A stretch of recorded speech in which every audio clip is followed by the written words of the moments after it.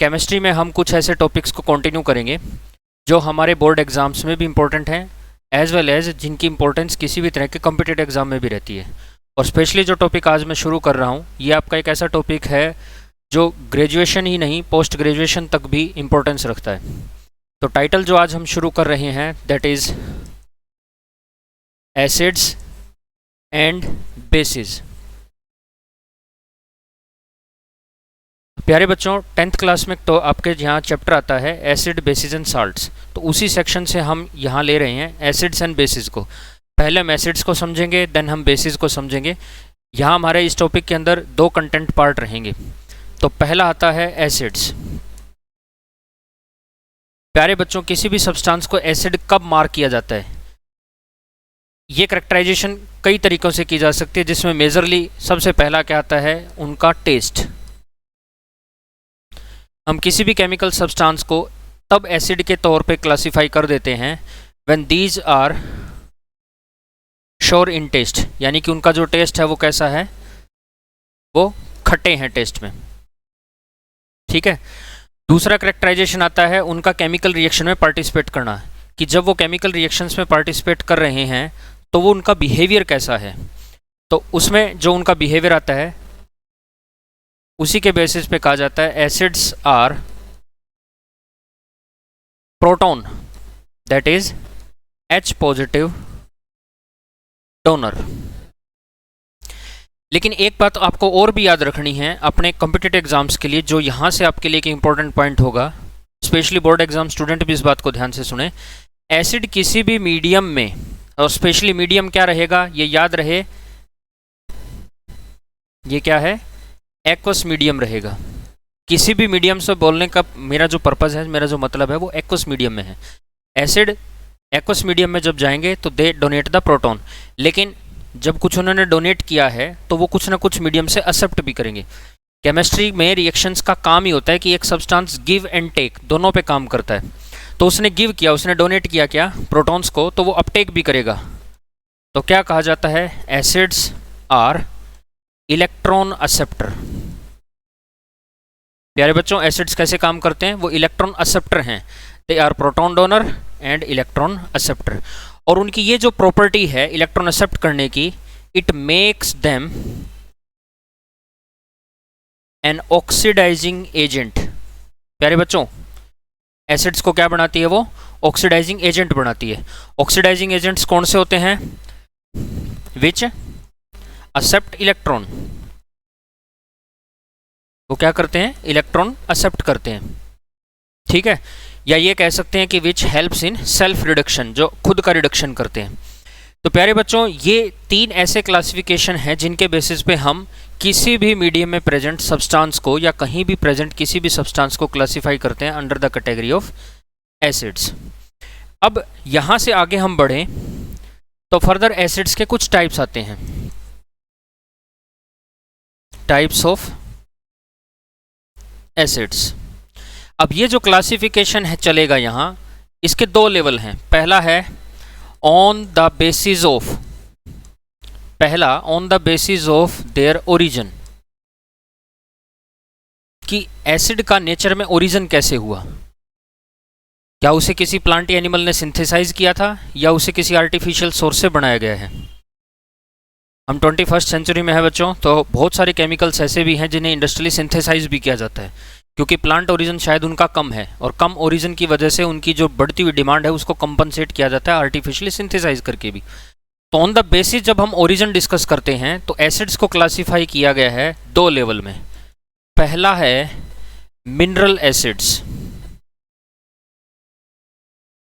और सेकंड जो लेवल आता है इनका that is organic acids.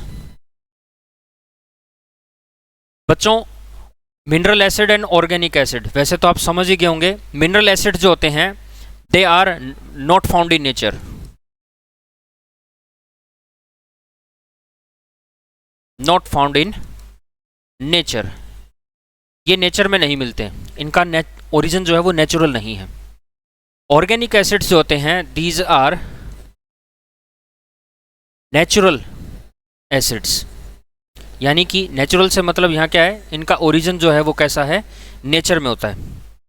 Nature में प्लांट्स, एनिमल्स या माइक्रोस्कोपिक ऑर्गेनिजम्स जो हैं वो अपनी मेटाबॉलिक रिएक्शंस में या कैटाबॉलिक रिएक्शंस में इन्हें सिंथेसाइज करते हैं। यहाँ एक और लेवल भी है, आप इन्हें एक अलग तरीके से भी डिफाइन कर सकते हैं। वो क्या है, मिनरल एसिड्स जो हैं these are non carbon acids भी हैं। अगर आप कोई फार्मूला कर रहे हैं और किसी फार्मूले के लिए बोल दिया गया कि एक एसिड को रिप्रेजेंट करता है, तो आप ये भी देखिए क्या उसमें कार्बन प्रेजेंट है। अगर वो एक non carbon containing molecular formula है और उसे एसिड की कैटेगरी में क्लासिफाई किया गया है, तो आप निश्चिंत हो जाइए वो सब्सटेंस क्या है, मिनरल एसिड की क्लासिफिकेशन में जाएगा। जबकि जो नेचुरल एसिड्स हैं these are carbon containing acids, वो क्या हैं, कार्बन कंटेनिंग एसिड्स हैं। अब कुछ एग्जांपल लेते हैं हम यहाँ like H2SO4, like HNO3, like HCl। अब ये एग्जांपल्स आते हैं, ये हमारे एसिड्स कैटेगरी में आते हैं। इसमें अब अगर आप ध्यान से देखें तो इस फार्मूला में सल्फ्यूरिक एसिड के फार्मूला में, नाइट्रिक एसिड के फार्मूला में और HCl एसिड के फार्मूला में कहीं भी कार्बन प्रेजेंट नहीं है। यहाँ Cl है बेटा, तो ये क्या है, सिंबल ऑफ क्लोरीन एटम है। क्लियर। अब एक यहाँ दूसरा हम एग्जांपल लेते हैं ऑर्गेनिक एसिड्स में। यहाँ अगर आप एग्जांपल लेते हैं तो जैसे एसिटिक एसिड, ऑर्गेनिक फैमिली के सबसे स्ट्रॉन्गेस्ट एसिड्स में कंसिडर किए जाते हैं एसिटिक एसिड। सिमिलरली इसी तरह से हमारे पास और भी बहुत सारे एसिड्स आते हैं जो इस कैटेगरी में आते हैं, लेकिन खास मैं यहाँ एक एग्जांपल डिस्कस आपके साथ करना चाहूँगा। यहाँ एक एग्जांपल आता है H2CO3, that is carbonic acid. अब ये एक कार्बन कंटेनिंग एसिड है। क्या है मेरे बच्चों, एक कार्बन कंटेनिंग एसिड है। और जैसा कि हमने पीछे कहा कि कार्बन कंटेनिंग एसिड किस कैटेगरी में क्लासिफाई किए जाते हैं, ऑर्गेनिक एसिड्स में, और नॉन कार्बन कंटेनिंग डिस्कस किए जाते हैं या क्लासिफाई किए जाते हैं किस में, मिनरल एसिड्स में। तो ये एसिड किस कैटेगरी में रहेगा, ये आपके लिए क्वेश्चन है। क्या ये एक ऑर्गेनिक एसिड है, क्या ये एक मिनरल एसिड है, ये एक इंपॉर्टेंट क्वेश्चन है आपके लिए। तो ध्यान से समझिए बच्चों, कार्बोनिक एसिड की फॉर्मेशन कैसे हुई ये जानना आपके लिए जरूरी है। नेचुरली कार्बोनिक एसिड तब बनता है जब कार्बन डाइऑक्साइड वाटर वेपर्स के साथ, मैंने यहाँ सिंबल दिया है G, यानी कि वाटर वेपर्स हैं, और कार्बन डाइऑक्साइड जो है वो भी atmospheric carbon dioxide gas carbonic acid के साथ आयरन के सरफेस पे रिएक्ट करके और इसे प्रोड्यूस करते हैं। ये मीडियम प्रोड्यूस होता है। बाइकार्बोनेट आयन जो हैं, बाइकार्बोनेट्स आयन प्रोटॉन को एक्सेप्ट करने के बाद क्या फॉर्मेशन करते हैं, कार्बोनिक एसिड की फॉर्मेशन करते हैं। यानी कि इमीडिएटली इसमें कार्बोनिक एसिड की फॉर्मेशन हुई है। इस रिएक्शन का जो एंड प्रोडक्ट आता है वो एंड प्रोडक्ट तो एक बाइकार्बोनेट आयन और प्रोटॉन का है, लेकिन सरफेस पे ड्यूरिंग रेगुलर प्रोसेस ये कंबाइन करके और फॉर्मेशन करता है किसकी, कार्बोनिक एसिड की, H2CO3 की, जो अपने आप में एक अनस्टेबल फॉर्म है।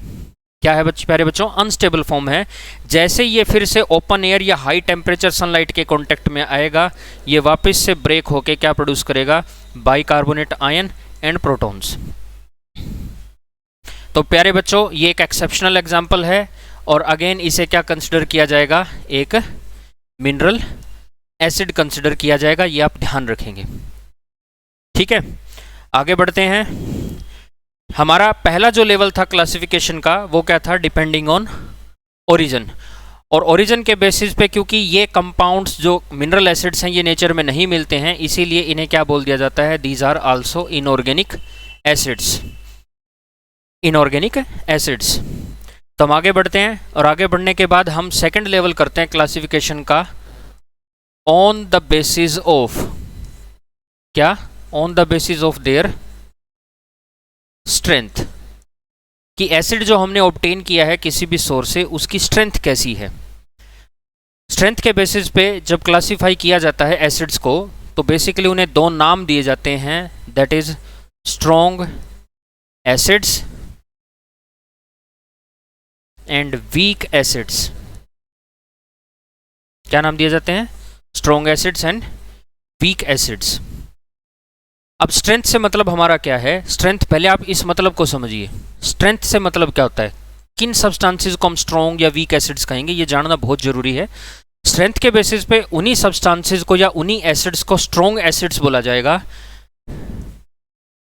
जहां हम उनका डिसोसिएशन कांस्टेंट कैलकुलेट करेंगे। प्यारे बच्चों, क्या कैलकुलेट करेंगे? Dissociation constant. डिसोसिएशन कांस्टेंट ना भी कैलकुलेट करें तो हम कैलकुलेट कर सकते हैं उनका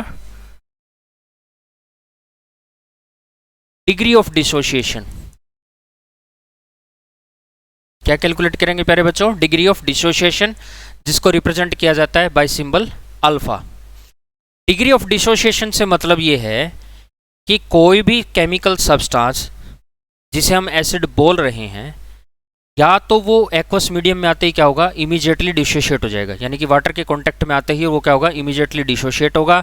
डिसोशिएट होते ही हमने जैसे एसिड्स के लिए पहले कहा था कि एसिड्स क्या हैं? Proton donor. आप ये मत भूलिएगा, हम पहले ही डिफाइन कर चुके हैं कि एसिड्स क्या हैं? Acids are proton donor. तो अगर आपके पास कोई एसिड है, आपको पता है कि वो प्रोटॉन डोनेट करेगा, और प्रोटॉन अगर वो क्विकली डोनेट करता है, क्विकली डिसोशिएट होता है, तो उसे क्या कहा जाएगा? Strong acids. क्या कहा जाएगा प्यारे बच्चों? Strong acids. तो स्ट्रॉन्ग एसिड्स को हम क्लासिफाई करेंगे तो क्या कहेंगे? एसिड्स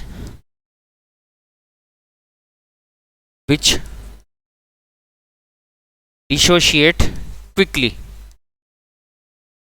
वो बहुत जल्दी डिसोशिएट होंगे, लेकिन कहाँ होंगे ये भी आपको पता होना चाहिए।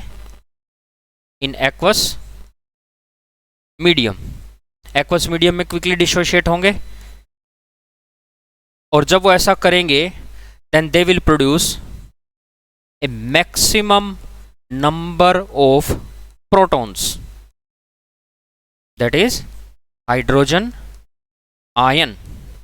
वो हाइड्रोजन आयंस का एक मैक्सिमम नंबर प्रोड्यूस करेंगे, produces maximum number of hydrogen ion. और कहाँ प्यारे बच्चों? एक्वस मीडियम में। ठीक है, तो इन्हें क्या कहा जाएगा? Strong acids. जबकि इसके अपोजिट वीक एसिड्स, अगर ये क्विकली डिसोशिएट कर रहे हैं तो वीक एसिड्स में क्या रहेगा? प्रोटॉन डोनर तो वो भी हैं, प्रोटॉन डोनर वो भी है। मत भूलिए, अगर नाम के पीछे एसिड लिख दिया गया है तो इसका मतलब प्रोटॉन तो वो भी डोनेट करेंगे, लेकिन डिग्री ऑफ डिसोशिएशन यानी कि कितना जल्दी वो एक्वस मीडियम में ब्रेक कर रहे हैं, उसी के बेसिस पे उनको नाम दिया गया है वीक। तो इसका क्या मतलब रहेगा? कौन होंगे weak acids? Acids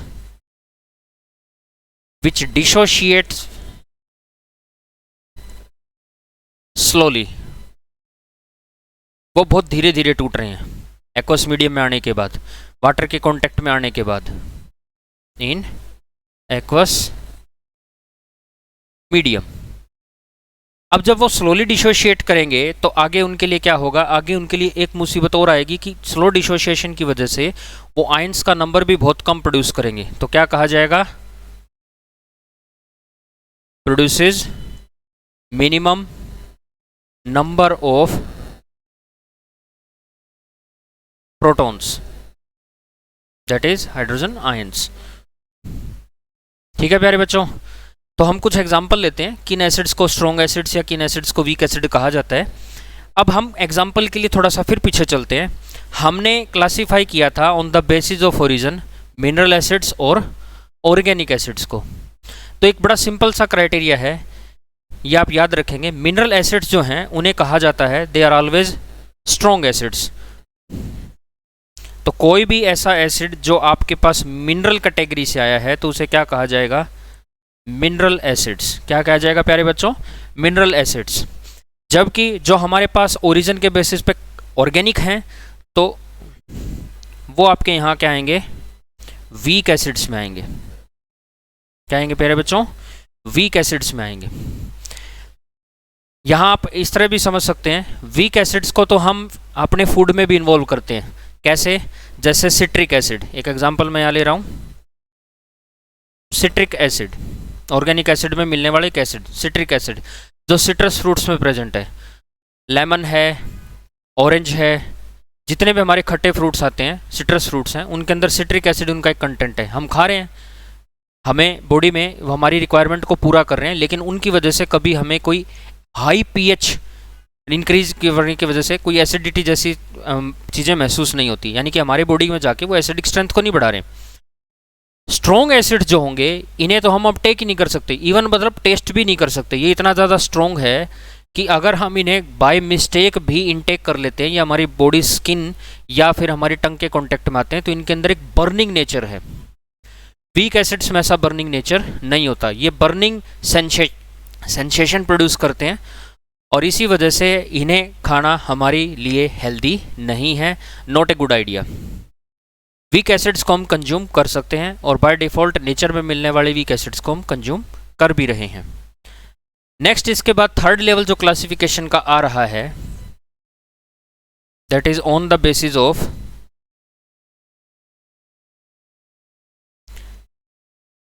concentration.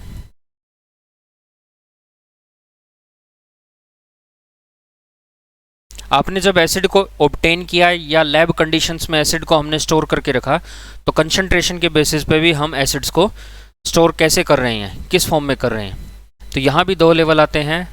First one is known as the concentrated acids या concentrated form, and the second one is dilute acids, concentrated acids and dilute acids. Concentration क्या देखा जाएगा? कंसंट्रेशन आपका देखा जाएगा, एक तरह से मेजरमेंट रहेगा हमारा एसिड वर्सेस वाटर, कि जब हमने उस मिक्सचर को प्रिपेयर किया है तो उसमें पर्टिकुलर एसिड की क्वांटिटी और वाटर की क्वांटिटी रेशो में कितनी है, वर्सेस कंपटीशन क्या है।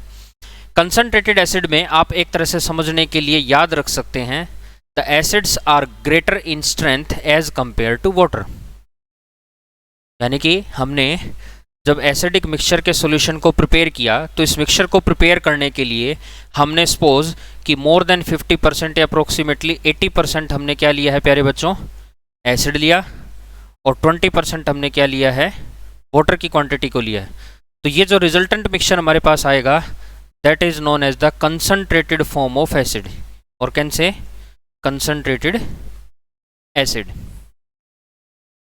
ठीक है प्यारे बच्चों। लेकिन अगर इसी एसिड के रेशो को हम लोअर रखें, कैसे?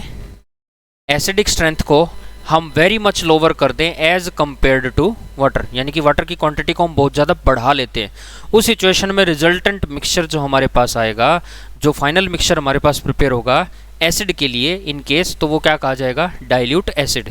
इसको समझने के लिए फिर हम एक डेमोन्स्ट्रेशन ले सकते हैं कि सपोज हमने क्या किया है, 10 और 20% हमने क्या लिया है, यहाँ एसिड को लिया है, और 80% हमने क्या लिया है, वाटर की क्वांटिटी को लिया है। ठीक है, बिल्कुल अपोजिट केस है। ठीक है, तो रिजल्टेंट मिक्सचर जो हमारे पास आएगा, that is known as the dilute form of acid, और कैन से डाइल्यूट एसिड। अब यहाँ कंसंट्रेशन जो हम प्रिपेयर कर रहे हैं, एसिड हमारा कोई भी हो सकता है, मिनरल एसिड भी हो सकता है, ऑर्गेनिक एसिड भी हो सकता है, लाइक सल्फ्यूरिक एसिड या एसिटिक एसिड, सिट्रिक एसिड, हम किसी भी एसिड के साथ जो है इस कंसंट्रेटेड या डाइल्यूट फॉर्म को ऑब्टेन कर सकते हैं, कंसंट्रेटेड और डाइल्यूट फॉर्म को हम ऑब्टेन कर सकते हैं।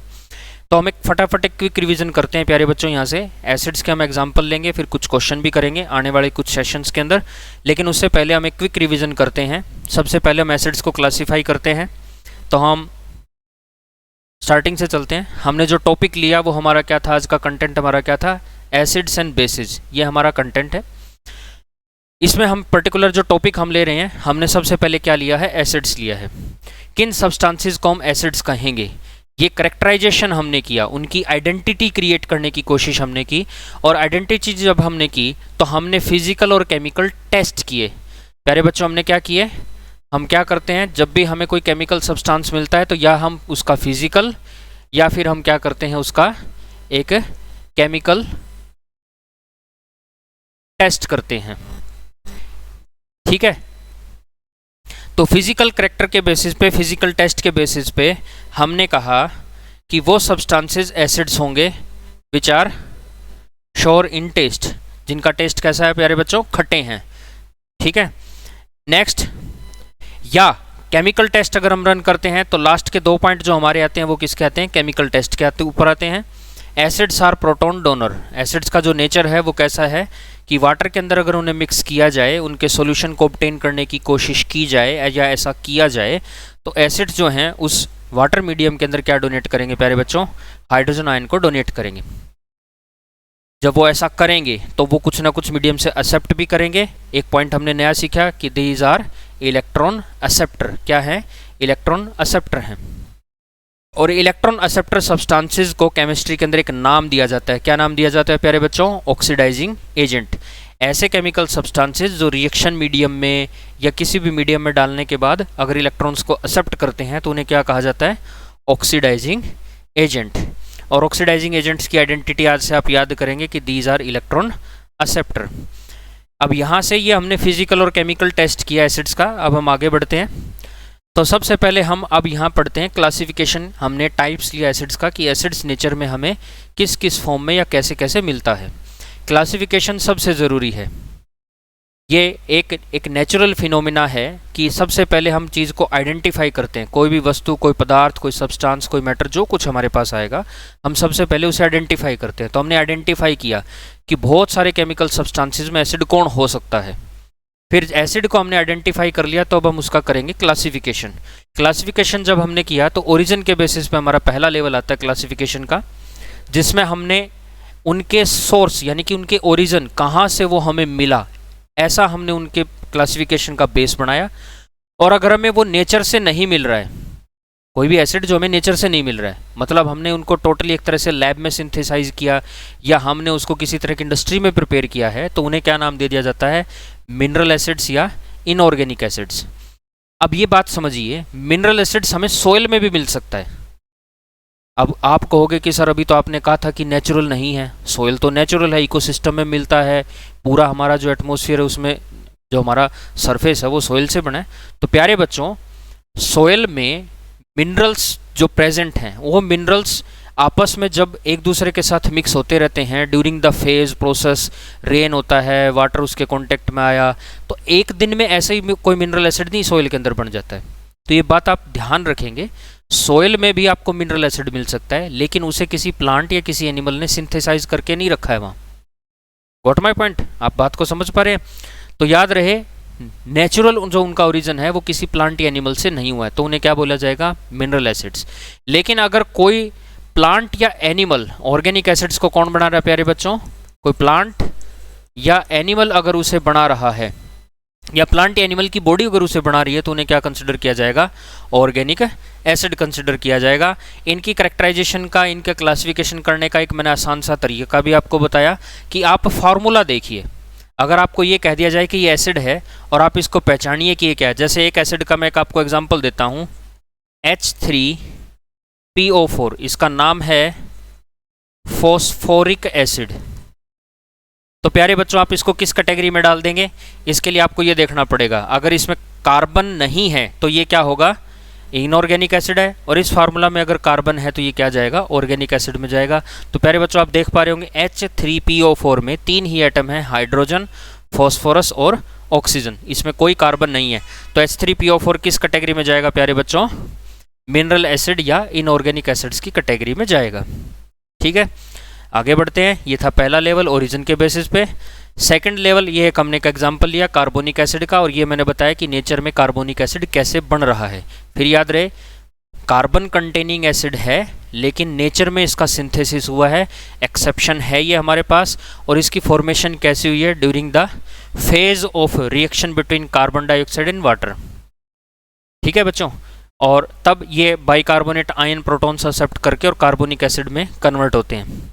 तो इनका जो फॉर्मेशन है वो एक्चुअल में कैसा है कि वो कुछ ऐसा है कि बाइकार्बोनेट आयन प्रोटॉन के साथ कंबाइन करके फॉर्मेशन करते हैं कार्बोनिक एसिड की, लेकिन वो जल्दी ही सनलाइट के कांटेक्ट में आके क्या हो जाता है, फिर से बाइकार्बोनेट आयन या प्रोटॉन्स में ब्रेक हो जाता है। तो ये एक रिवर्सिबल रिएक्शन में इनका चलता रहता है, इसमें कोई केमिकल स्टेबल फॉर्म नहीं आती और इसी वजह से कार्बोनिक एसिड को ट्रूली ऑर्गेनिक एसिड में कंसिडर नहीं किया जाता है। ये एक एक्सेप्शन है। आगे बढ़ते हैं। फिर हमने स्ट्रेंथ के बेसिस पे एसिड्स को क्लासीफाई किया कि एसिड्स की स्ट्रेंथ कैसी है, यानी कि स्ट्रेंथ से मतलब हमारा क्या होगा कि जब हम वाटर में उसे डालें एसिड को तो वो कितना जल्दी डिसोशिएट होके और प्रोटॉन्स डोनेट करता है। ठीक है प्यारे बच्चों, तो उसके बेसिस पे हमने जब एसिड्स को क्लासीफाई किया तो ये हमारे पास दो कैटेगरी में आता है, strong and weak acids. Strong acids वो केमिकल सब्सटेंसेस या वो एसिड्स हैं जो बड़ा ही जल्दी डिसोशिएट होंगे, जैसे ही वो वाटर मीडियम के कांटेक्ट में आएंगे इमीडिएटली हाइड्रोजन आयंस को डोनेट करेंगे और एक maximum number of hydrogen ions को प्रोड्यूस करेंगे। यानी कि सपोज अगर हमारे पास कोई एक एसिड है जिसके फार्मूला के अंदर 2 या 3 हाइड्रोजन एटम्स प्रेजेंट है तो वो सभी के सभी डोनेट कर देगा उस मीडियम में, सभी हाइड्रोजन आयंस डोनेट कर देगा, ले जाओ भाई सारे ले जाओ। तो ऐसे एसिड को हम क्या नाम देंगे, स्ट्रॉन्ग एसिड देंगे।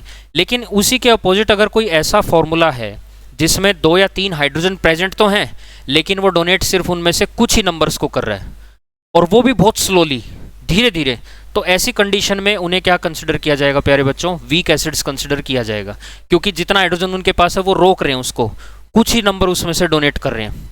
ठीक है, तो ऑर्गेनिक एसिड्स यूजुअली किस कैटेगरी में क्लासीफाई कर दिए जाते हैं, डाल दिए जाते हैं किसमें, वीक एसिड्स में, और मिनरल एसिड या इनऑर्गेनिक एसिड्स को किस कैटेगरी में डाल दिया जाता है, स्ट्रॉन्ग एसिड्स में। और याद रहे स्ट्रेंथ को हमने किस लेवल पे मेजर किया, लेवल जो हमारा था वो क्या था, डिग्री ऑफ डिसोशिएशन था। डिग्री ऑफ डिसोशिएशन के सिंबल क्या दिया जाता है, अल्फा। आगे बढ़ते हैं प्यारे बच्चों, और थर्ड लेवल और लास्ट लेवल जो क्लासिफिकेशन का आता है वो क्या है, कंसंट्रेशन। और कंसंट्रेशन कैसे देखी जाती है, कंसंट्रेशन का भी हमने क्राइटेरिया सेट किया कि हम ये देखेंगे कि एसिड को जब स्टोर किया गया या जब उसकी प्रोसेस ऑफ फॉर्मेशन थी, बनाया जब उसको गया, स्टोर किया गया, तो एसिड के अंदर वाटर का कंटेंट कितना है। तो सीधा सीधा हमने बोल दिया एसिड वर्सेस वाटर कितना है। अगर एसिडिक स्ट्रेंथ ज़्यादा है, एसिड की क्वांटिटी हमने ज़्यादा ली है, तो उसे क्या कहा जाएगा, कंसंट्रेटेड फॉर्म ऑफ एसिड या कंसंट्रेटेड एसिड। अगर आप लैब में जाओ और लैब में जाने के बाद किसी बीकर पे या किसी बोतल के ऊपर, स्टोरेज बोतल के ऊपर लिख दिया गया है कंसंट्रेटेड एसिड, तो आप समझ जाएंगे कि ऐसे मिक्सचर को ऑब्टेन किया गया है bye excess amount of acid, acid ज़्यादा लेके। जबकि वहीं अगर दूसरी तरफ एसिड की क्वांटिटी वाटर के कंपैरिजन में बहुत ज़्यादा कम हो तो उसे क्या कहा जाएगा, फिर डाइल्यूट एसिड। क्या कहा जाएगा प्यारे बच्चों, डाइल्यूट एसिड। दोनों के मैंने एक डेमोन्स्ट्रेशन आपको यहाँ दिखाए हैं स्क्रीन पे, आप ये देख सकते हैं। तो ये एक हमारा टॉपिक था जिससे काफ़ी अच्छे क्वेश्चंस बनते हैं, और नेक्स्ट सेशन में हम कुछ क्वेश्चंस जो हैं क्लासिफिकेशन से डिस्कस करेंगे, और इसी के साथ हमारा जो आगे का टॉपिक जो लीड करेगा वो आएगा बेसिस पे।